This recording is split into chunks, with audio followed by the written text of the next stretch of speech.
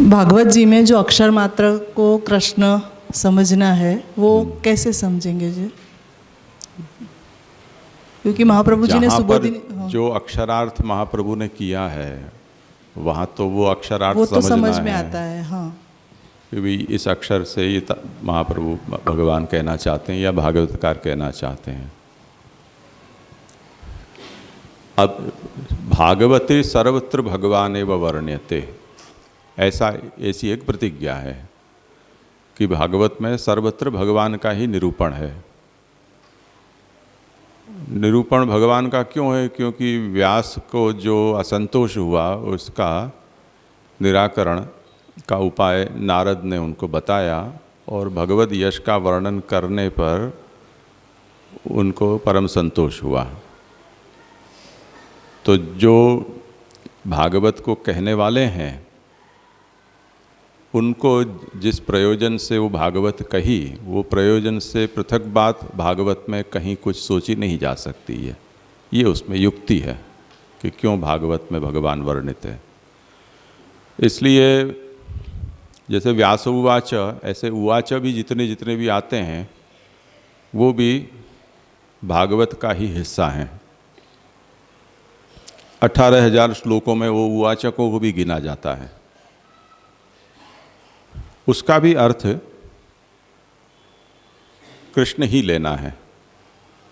अब हम ये जानते हैं कि मानो कि धृतराष्ट्र उवाच आया तो धृतराष्ट्र का अर्थ तो कृष्ण हो नहीं सकता है, पर भागवत में यदि वो धृतराष्ट्र आया है या धृतराष्ट्र की कथा आई है तो वो कृष्ण की कथा के कोई उपक्रम के रूप में या उसके संदर्भ में आई है। उस वजह से साक्षात नहीं तो परंपरा भी उसका अर्थ तो कृष्ण कथा कहना ही है या कृष्ण की लीला कहना ही है।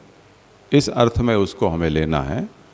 धृतराष्ट्र का अर्थ या दुर्योधन का अर्थ कृष्ण होता है या शिशुपाल कंस का शब्द का अर्थ कृष्ण होता है, ऐसा उसका तात्पर्य नहीं समझना है। ये एक बात है। और दूसरा, यदि हम और ऊपर की कक्षा पर जाएं, जो अभी हमने कुछ देर पहले कहा था कि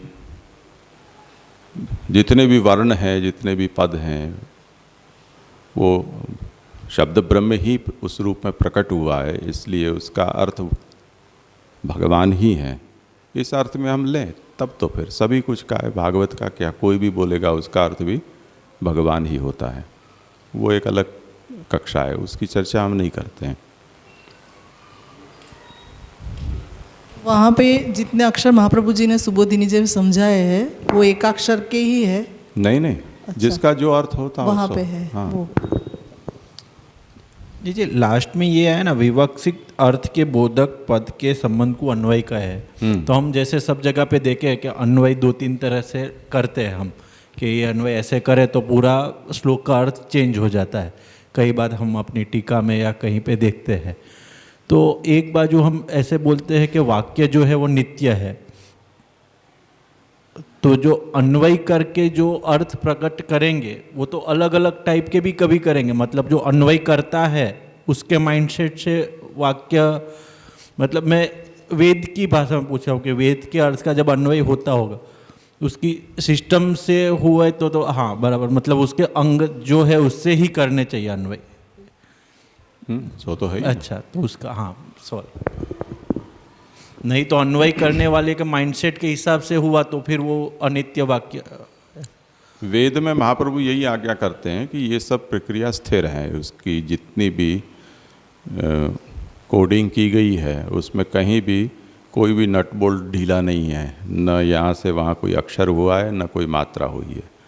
वो एकदम स्टैटिक है, उसमें कुछ नहीं किया जा सकता। ठीक है, अभी थोड़ा आराम कर लो, उसके बाद बैठें वापस।